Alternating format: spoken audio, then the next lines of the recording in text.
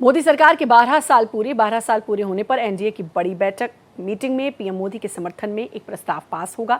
CM Chandrababu Naidu पेश करेंगे प्रस्ताव। कई राज्यों के मुख्यमंत्री प्रस्ताव का समर्थन करेंगे। एनडीए नेताओं को संबोधित भी कर सकते हैं पीएम। बैठक में विकसित भारत और विकास योजनाओं पर चर्चा होगी।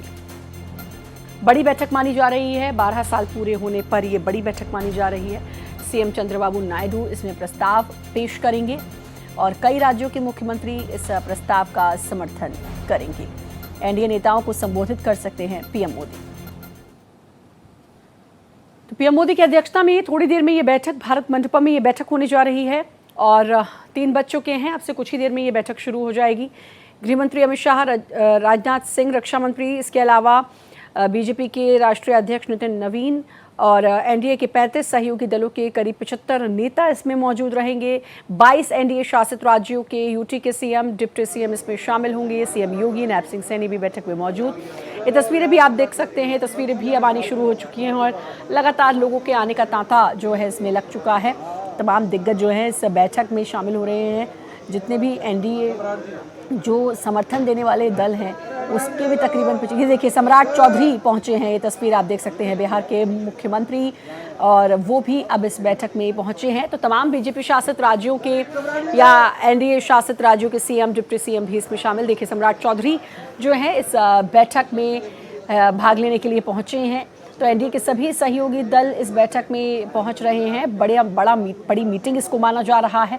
पीएम मोदी के 12 साल के कार्यकाल को लेकर जाहिर है इस पर चर्चा होगी और एनडीए के तमाम लोगों को पीएम संबोधित भी कर सकते हैं, ये भी बात सामने आ रही है। तो तमाम दिग्गज जो हैं अब यहाँ पहुँचते हुए नज़र आ रहे हैं और इस पर एक प्रस्ताव पास किया जाएगा और प्रस्ताव का समर्थन नागालैंड के मुख्यमंत्री करेंगे। तो अब काफ़ी बड़ी और ख़ास ये मीटिंग ये है और 3 बज चुके हैं। लोगों के आने का सिलसिला जो है वो अब बदस्तूर जारी है और ये बड़ी मीटिंग मानी जा रही है।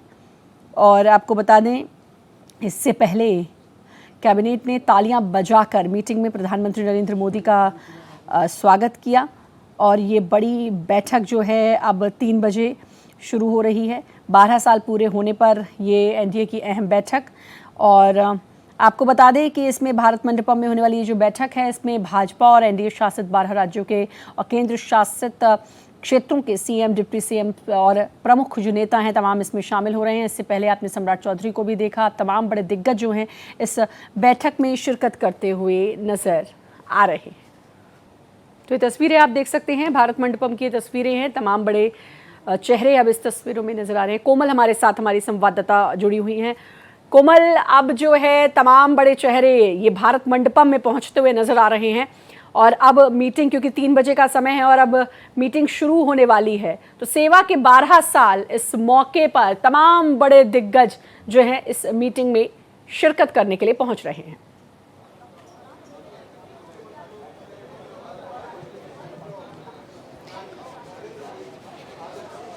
कोमल, सुन पा रही हैं आप मुझे? बिल्कुल जी, देखिए इस वक्त मैं भारत मंडपम में हूँ और अभी काफ़ी सारे जो मुख्यमंत्री और कई नेता जो हैं वो अंदर जा चुके हैं और काफ़ी आ रहे हैं। सिलसिला चल रहा है यहाँ पर।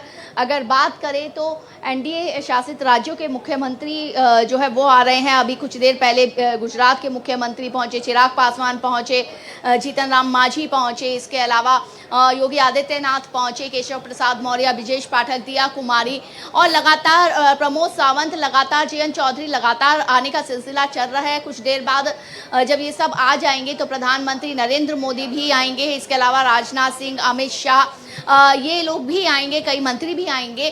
तो ये देखिए 1.5 साल बाद करीब कह सकते हैं कि इतनी बड़ी बैठक जो है वो एनडीए की हो रही है और इसका खास कारण ये है कि 12 साल जिस तरीके से मोदी सरकार ने पूरे किया, सबसे खास बात तो ये है कि प्रधानमंत्री नरेंद्र मोदी ने जो रिकॉर्ड तोड़ा है, प्रधानमंत्री के पद पर सबसे ज़्यादा कार्यकाल तक रहने का, 4,999 दिन का पंडित जवाहरलाल नेहरू का जो रिकॉर्ड तोड़ा है उस पर इस बैठक में प्रस्ताव पारित होगा और प्रधानमंत्री नरेंद्र मोदी का जो है आभार जताएंगे सब मिलकर के। एनडीए के सारे मुख्यमंत्री, उप मुख्यमंत्री और मंत्री जो हैं वो और नेता जो हैं वो आभार जताएंगे। साथ में जनता का भी आभार जताया जाएगा कि जनता ने प्रधानमंत्री नरेंद्र मोदी और उनकी सरकार पर विश्वास जो है वो रखा और साथ में जो है आगे भविष्य में और क्या नीतियां होंगी, क्योंकि देश के विकास को लेकर के खास तौर से देश के विकास की बात करें तो 2047 तक का फोकस है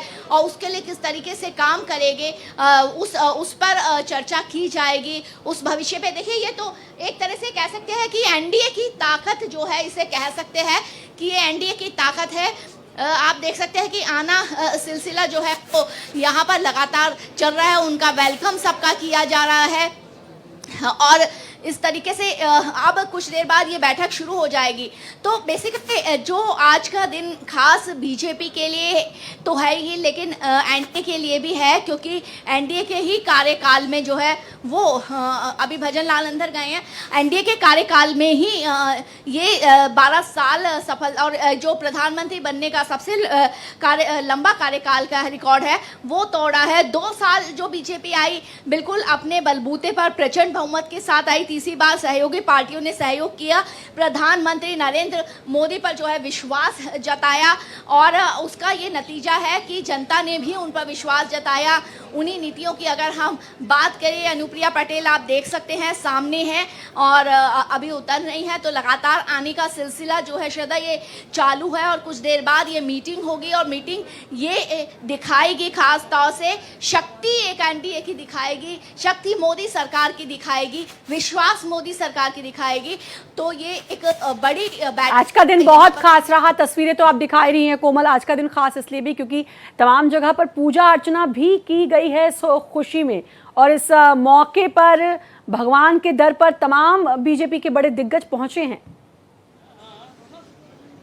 बिल्कुल, देखिए खास बात है, ये हमारी परंपरा है, संस्कृति है कि जब भी कुछ अच्छा होता है तो ईश्वर का धन्यवाद किया जाता है। तो इसी को लेकर के कई नेता और कई मंत्री सुबह पहुंचे और ईश्वर का मंदिर में पूजा अर्चना की, ईश्वर का धन्यवाद दिया। ये प्रधानमंत्री नरेंद्र मोदी के नेतृत्व में जो ये सरकार चल रही है उसको लेकर के ये देखिए बीजेपी के राष्ट्रीय अध्यक्ष नितिन नवीन जी पहुँच चुके हैं और देखिए नितिन नवीन जी नए राष्ट्रीय अध्यक्ष बीजेपी ने दिए हैं, लेकिन पार्टी देखेंगे तो उनके विचार कितने स्पष्ट और कितने अनुभवी होंगे आप ये देख सकते हैं। तो ये युवा चेहरा जरूर दिया है बीजेपी ने, लेकिन वो भी काफ़ी ज़्यादा उनके अगर विचार चलते हैं तो पता चलेगा कि काफ़ी वक्त तक पार्टी में काम किया है और अब जो 12 साल जो है कंप्लीट किए हैं प्रधानमंत्री नरेंद्र मोदी के नेतृत्व में बीजेपी और उनकी सहयोगी पार्टियों ने, अब उसमें पार्टी किस तरीके से बीजेपी किस तरीके से और आगे जाएगी, किस तरीके से अपने जहाँ जहाँ बीजेपी नहीं है